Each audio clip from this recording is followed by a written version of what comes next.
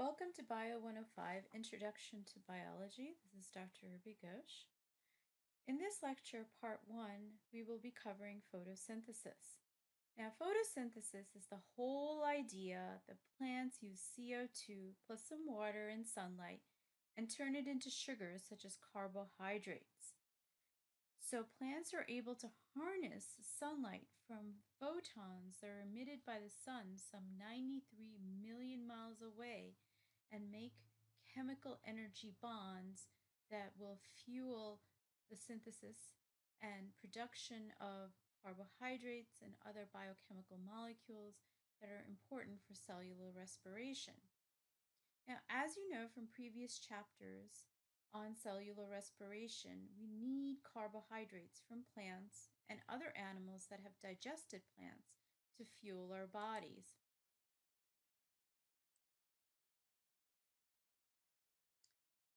So there are two key concepts to photosynthesis.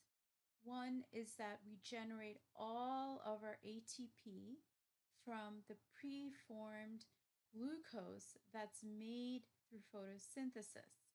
And the glucose holds the chemical bonds that will drive cellular respiration to make ATP.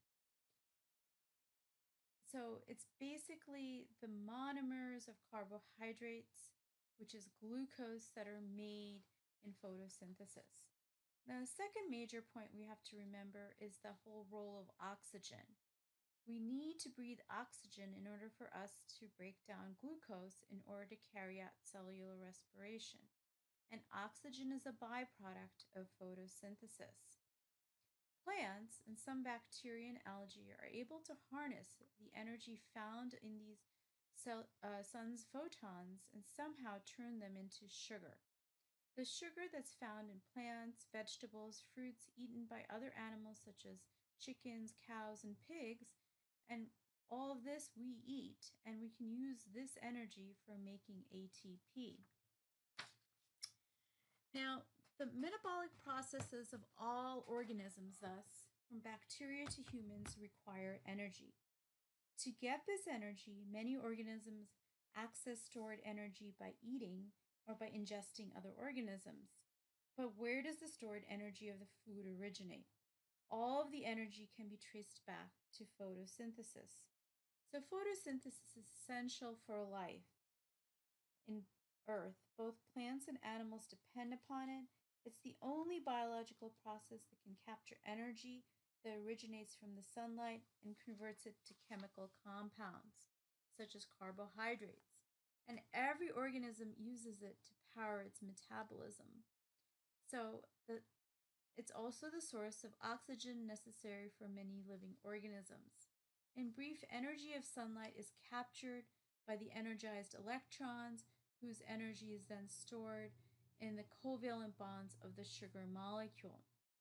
Now, plants, algae, and other bacteria are the only organisms that are capable of performing photosynthesis. And because of the fact that they can use light to manufacture their own food, they're called photoautotrophs. Other organisms, such as animals, fungi, and bacteria, are called heterotrophs because they rely on the sugar produced by photosynthetic organisms for their energy needs. Now, photosynthesis is vital because it has evolved in a way to store the energy of solar radiation to energy that's carbon-carbon bonds of carbohydrate molecules, hence the synthesis part. These carbohydrates are the energy source for heterotrophs used to power the synthesis of ATP via respiration. So therefore, respiration powers about 99% of the Earth's ecosystem. Now, photosynthesis is a multi-step process that requires specific wavelengths of visible sunlight, and it's composed of two sequential steps: the light-dependent reactions and the light-independent reactions. In the light-dependent reactions, energy from the sunlight is absorbed by chlorophyll, and the energy is converted into stored chemical energy. such as ATP and NADPH. In the light-independent reactions, the chemical energy harvested during the light-dependent reaction drives the assembly of sugar molecules from the carbon dioxide. Therefore, although the light-independent reactions do not use light as a reactant, they require the products of the light-dependent reactions to function. In addition, however, several enzymes of the light-independent reactions are activated by light. The light-dependent reactions, shown here, utilize certain molecules to temporarily store the energy, ATP and NADPH, and these are referred to as energy carriers. So ATP and NADPH are your energy carriers, and the energy carriers that move the energy from the light-dependent reactions to the light-independent reactions can be thought of as, quote, full because they are rich in energy. After the energy is released, the empty energy carriers return to the light-dependent reaction to obtain more energy. So as you can see from this, there's two different sequential stages, light-dependent reaction and the Calvin cycle, which is the light-independent reaction. And the light reactions that are dependent will create ATP and NADPH, which are your energy carriers, which then go into the Calvin cycle and come back out here, but here you make the Ca3P and CO2 as byproducts.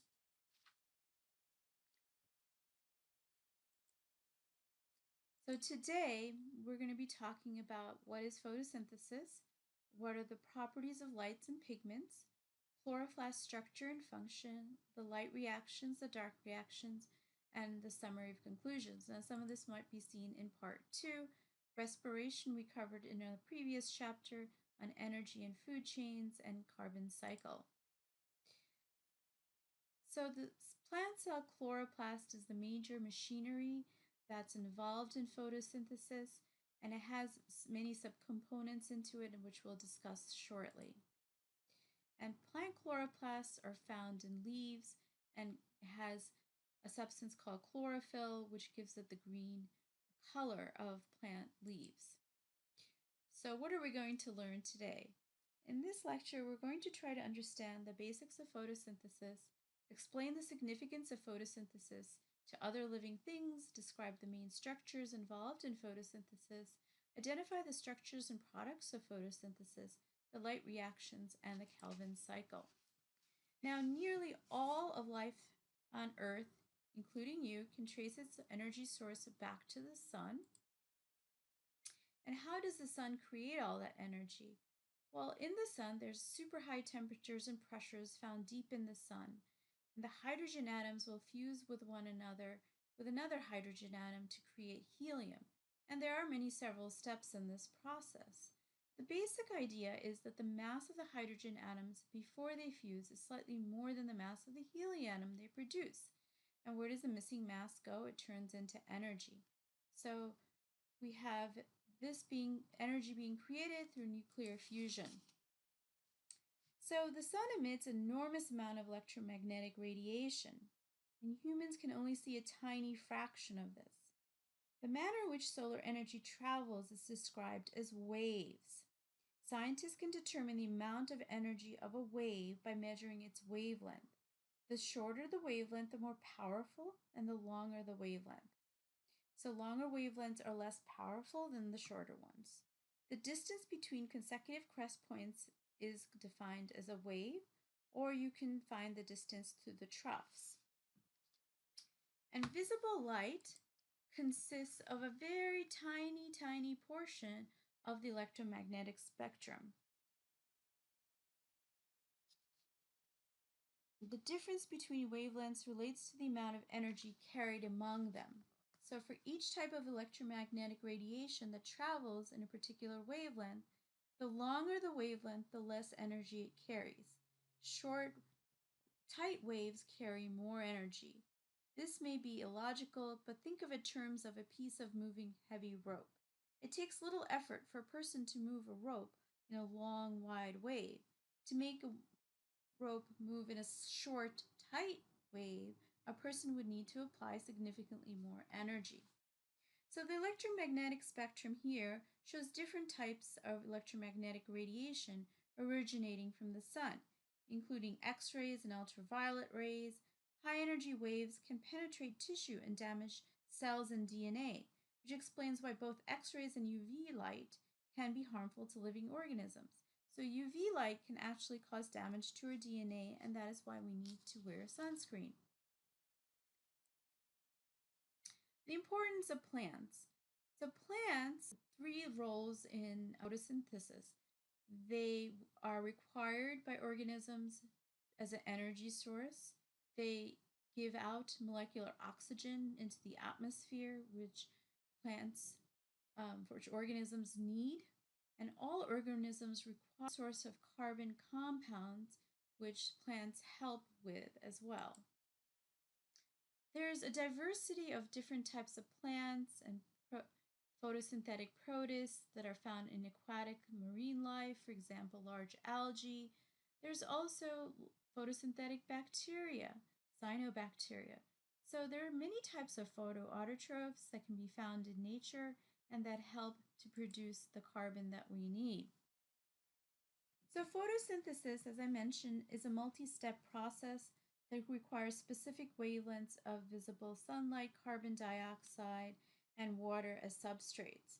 After the process is complete, it releases oxygen and produces glyceraldehyde 3-phosphate, or GA3P, as well as simple carbohydrate molecules high in energy that they can be converted to glucose, sucrose, and a dozen other sugar molecules. And these sugar molecules contain energy that energize carbon and all living things that are needed to survive. So the following is the reaction of photosynthesis, the chemical reaction. Although the equation looks simple, there are many steps that take place during photosynthesis that are actually quite complex. And before learning the details of how the autotrophs turn sunlight into food, it's important to become familiar with the structures involved, which is what our next lecture will be about.